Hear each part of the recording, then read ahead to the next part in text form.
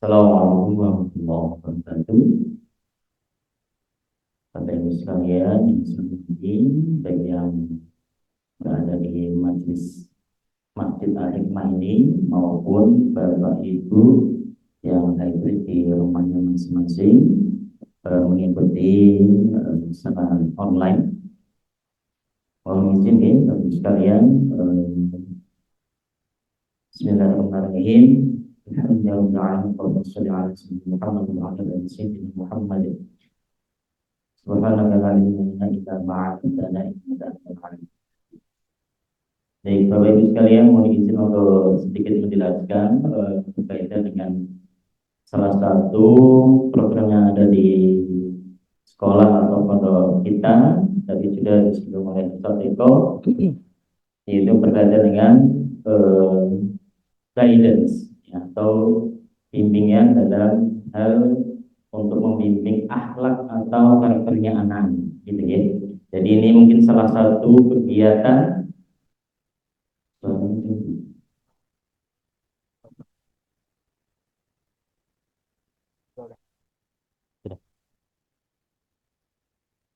Jadi mungkin sistem guidance ini merupakan salah satu sistem yang ada di sekolah-sekolah mitra besar.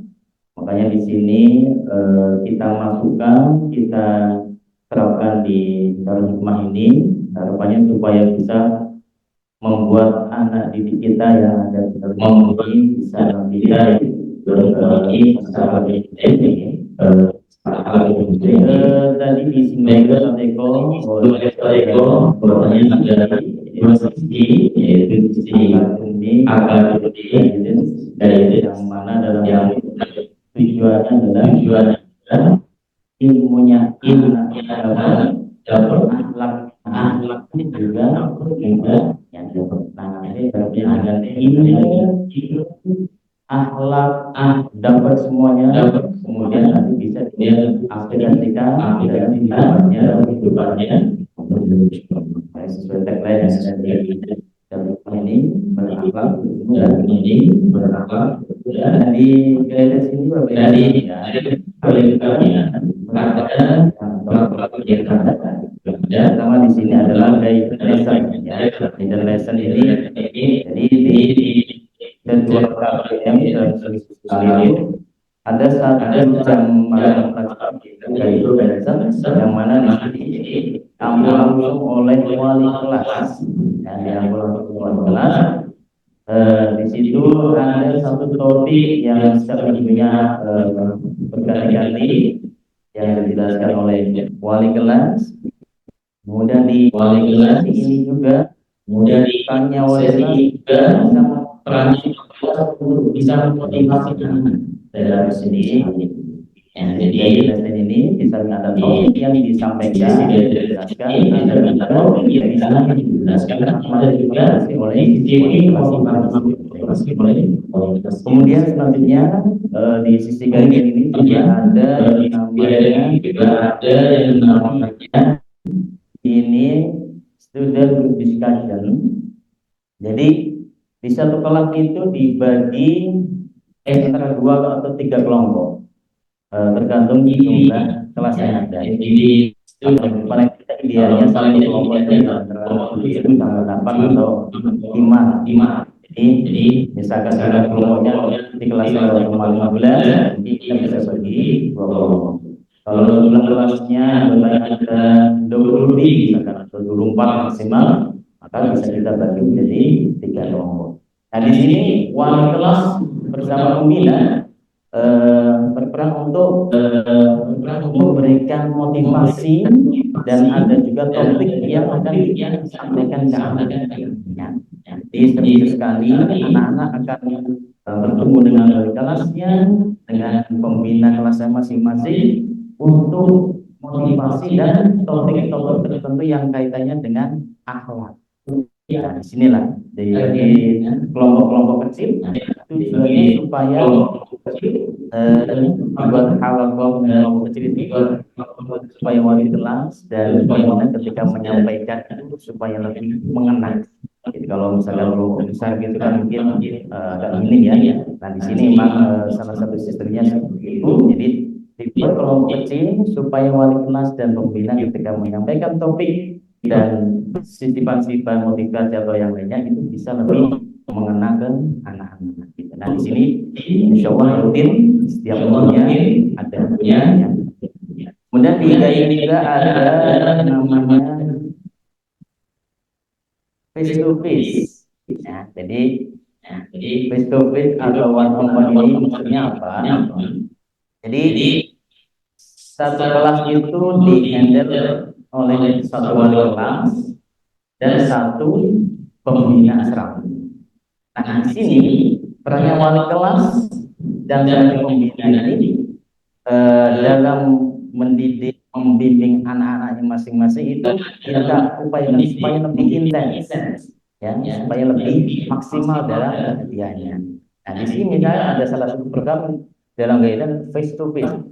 Jadi kita minta kepada wali kelas dan pembina setiap waktunya, setiap harinya untuk selalu berusaha mengamati keadaan anak-anaknya. Jadi kita misalkan contoh nih, si A ini biasanya dia apa ya, periang misalkan, ya rame lah misalkan. Tapi kok tiba-tiba kayak dia tiba-tiba kok kayak apa ya, murung misalkan. Nah itu perannya wali kelas dan pembina ini harus segera sigap. Lagi ada apa nih anak ini? Gitu ya. Lagi ada apa nih? Apakah ada masalah? Kalau misalkan ada masalah ini lagi masalah apa? Nah, disinilah momen face to face, momen one on one-nya wali kelas dan pembina itu diupayakan, gitu. Jadi setiap wali kelas dan pembina kita selalu aktif mengawasi anak-anaknya. Jadi ketika melihat anaknya yang kok agak beda, maka kelas dan pembina segera untuk sigap memanggil anak-anak supaya dibantu carikan solusinya kalau misalkan ada masalah. Nah di sini harapan kita kalau misalkan wali kelas dan pembina bisa maksimal, bisa juga mungkin seminggu bisa ketemu semuanya. Nah ini malah bagus sekali. Cuman mungkin keadaan di lapangan kadang-kadang ada kendala gitu ya. Yang minimal setengah kelasnya misalkan gitu. Gitu. Jadi ada face to face atau one on one. Kemudian program guidance juga ada yang namanya non visit. Jadi juga sudah disinggung saat ikut juga ada namanya non visit. Jadi wali kelas dengan pembina itu dalam satu semester atau satu tahun akan berkunjung ke rumahnya Bapak Ibu sekalian. Ini bukan dalam mereka, mohon maaf, bukan yang ada masalah ya, tapi ini dalam rangka untuk silaturahmi, untuk pendekatan ya, supaya wali kelas dan pembina lebih tahu banyak tentang keadaan anak tersebut. Oh, ternyata orang tuanya demikian. Oh, keadaan misalkan mohon maaf ekonominya demikian juga. Jadi dengan mengetahui latar belakang anaknya yang lebih banyak, nanti harapannya pembina dengan wali kelas itu bisa menyesuaikan ketika dalam membimbing atau mendidik anak-anaknya gitu. Oke. Jadi konvensi ini sangat bagus sekali, sangat penting sekali bagi kita supaya kita bisa lebih tahu banyak tentang keadaan Bapak Ibu sekalian gitu ya. Selanjutnya ada dalam baik ada secara ini, jadi seminggu sekali wali kelas bersama pembina apa ya, melakukan kegiatan sosial aktiviti. Ini sangat beragam sekali, sangat banyak sekali macam dan contohnya. Ini diskusi oleh wali kelas dan bersama anak-anaknya dan sekali bisa nih dari Jumat ini waktu Jumat sorenya atau Minggu mau kegiatan sosial aktiviti apa dalam rangka untuk bonding wali kelas pembina bersama anak-anaknya supaya mungkin ada apa ya, sama agak refreshing juga gitu ya, sekaligus untuk pendekatan ya wali kelas pembina bersama anak-anaknya masing-masing. Di sini misalkan contohnya ada kayak nonton film misalkan bersama, kemudian ada masak-masak bersama juga, kemudian ada juga ada futsal bersama pemain bola. Nah, ada satu lagi itu ya, nah yang atas itu jalan-jalan. Nah, ini jalan-jalan pun juga bisa.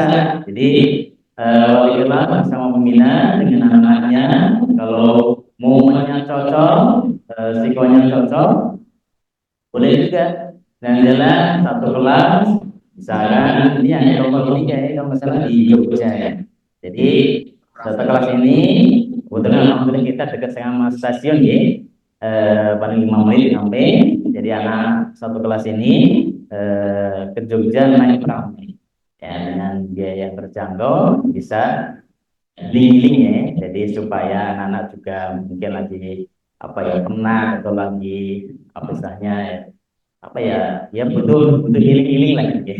Jadi supaya anak di asrama, di sekolah, di pondok itu bisa refreshing, bisa menaikkan motivasi lagi untuk healing, insya Allah gitu. Jadi sosial activity ini insya Allah manfaatnya sangat banyak sekali buat anak-anak khususnya. Kemudian ada juga community service Bapak Ibu sekalian. Jadi ini salah satu kegiatan untuk mendidik anak-anak juga supaya melatih jiwanya untuk peduli dengan lingkungan, ya. Peduli dengan lingkungan. Misalkan di sini ada contoh bersih-bersih. Nah, yang sudah kita lakukan ini bersih-bersih di pasar sini. Kemudian sampai juga di dekat stasiun juga. Kemudian juga ada bersih-bersih di tempat-tempat ibadah, masjid atau musali, Arab-Saudi. Ini di momen-momen tertentu kita manfaatkan anak-anak supaya peduli dengan lingkungan. Tentunya di samping peduli dengan lingkungan sendiri, anak-anak pun juga kita ingin untuk peduli dengan yang ada di dalam, misalkan di asrama atau di sekolah atau di masjid ini, kita juga selalu himbau anak-anak selalu menjaga kebersihan dan kerapian. Insyaallah. Selanjutnya ada leadership camp. Ada leadership camp Bapak Ibu sekalian. Ini kegiatan camp dalam rangka untuk mendidik kepemimpinan jiwa kepemimpinan anak. Ya, ini pelaksanaannya ini memang salah satu kegiatan yang ada di sekolah Mitra Bersam, salah satu kegiatan khas juga. Jadi biasanya dilaksanakan itu setelah ujian akhir semester ini. Setahun 2 kali, nanti ditambah juga ada Ramadan Camp. Jadi dalam setahun itu totalnya ada 3 kali camp untuk mendidik jiwa kepemimpinannya anak-anak. Salah satunya di sini ada programnya itu ada baca buku, kemudian ada diskusi bersama dengan sesama temannya, kemudian ada juga membuat semacam kayak desuman ya, merangkum itu, habis itu dipresentasikan kepada teman-teman. Nah, di sini bisa mendapat ilmu dan baca buku, diskusi dengan saling peran aktif semuanya, kemudian mempresentasikan. Ini pelan-pelan harapannya anak-anak apa ya, terbangun salah bagian dari jiwa-jiwa kepemimpinannya, insya Allah. Kemudian selanjutnya ada dalam guidance ada juga pendidikan lanjutan untuk siswa atau ini kelas 12. Jadi tadi sudah disinggung juga oleh Soteko. Jadi ada nanti kalau sudah menjelang kelas 12 lagi ada bimbingan UTBK misalkan, ada bimbingan untuk masuk ke luar negeri misalkan. Nah, yang ini tadi yang tampil di depan itu yang speech bahasa Arab itu tadi, yang Nanda Rehan tadi ada rencana mau kuliah di luar negeri Bapak Ibu sekalian. Nah, ini kita wadai juga, kita bangga juga. Alhamdulillah juga kebetulan kepala asrama kita tadi lulusan Mesir di Al Kairo ya, Kairo Mesir gitu. Jadi alhamdulillah banyak punya channel juga, banyak punya teman-temannya yang bisa membantu untuk anak-anak bisa kuliah di luar negeri. Di samping itu juga kita punya apa istilahnya, kayak semacam apa ya, kayak kuliah-kuliah di Asia Tengah atau di Universitas Mitra di sekolah-sekolah kita Bapak Ibu sekalian. Jadi misalkan nanti anaknya Bapak Ibu sekalian mau lanjut di luar negeri, insya Allah kita sudah punya eh, apa ya channel-channel yang sudah kita biasa anak-anak untuk kuliah di situ. Kemudian lanjut ada di guidance juga ada program ya tadi udah singkat juga. Jadi kegiatan orang tua ini bagian dari kegiatan guidance ya. Jadi ada tadi ada KDH, kajian dan hikmah. Alhamdulillah yang tahun ini sudah jalan secara online, kajian secara bagus sekali ya sebelumnya itu. Kemudian yang untuk ibu-ibu ada klub ya, ada klub yang aerobik ya senamnya. Nah, kemudian selanjutnya Bapak Ibu sekalian untuk menyingkat waktu di sini saya sampaikan ada program yang ada di asrama selama seminggu paling tidak itu kita ada bimbingan Al-Quran yang ditaksim tahfidz ya. Kemudian ada bimbingan bahasa Arab, ada bimbingan kajian kitab fikih, ada bimbingan kitab akhlak, kemudian bimbingan kajian agama yang secara umum juga ada, kemudian bimbingan muhadharah atau berpidato, kemudian bimbingan organisasi masjid. Jadi di samping anak-anak kita bimbing secara pribadi, kita juga bimbing latihan dalam organisasi, gitu ya. Kemudian bimbingan dalam ini khusus ketika anak kelas 9 atau kelas 12 setelah selesai ujian. Jadi ada bimbingan intensif. Kemudian saat ini kelas 9 lagi bimbingan dorong, alhamdulillah sudah jalan. Jadi jalan sudah ya. Setelah ujian kita isi dengan bimbingan dorong. Kemudian ada bimbingan tadi ini setiap malam. Jadi sebelum tidur kita kasih waktu untuk belajar 1 jam. Kemudian bimbingan PHBS pendidikan sehat ini lebih ke pengamalan setiap harinya di asrama ya. Khususnya minggu kita jadwalkan selalu rutin untuk anak-anak membersihkan secara apa ya global lebih banyak. Kalau setiap harinya mungkin di kamarnya masing-masing, kalau yang setiap minggunya mungkin lebih luas lebih banyak. Mungkin juga sesekali ada yang Jakarta juga yang di sini, kemudian ada yang di aula di asrama itu. Jadi kita bimbing supaya anak peduli dengan lingkungan masing-masing. Kemudian yang kemandirian juga kita misal contoh ini, jadi anak-anak kita di sini setelah makan nih Bapak Ibu kita minta untuk tanggung jawab. Dengan cara gimana?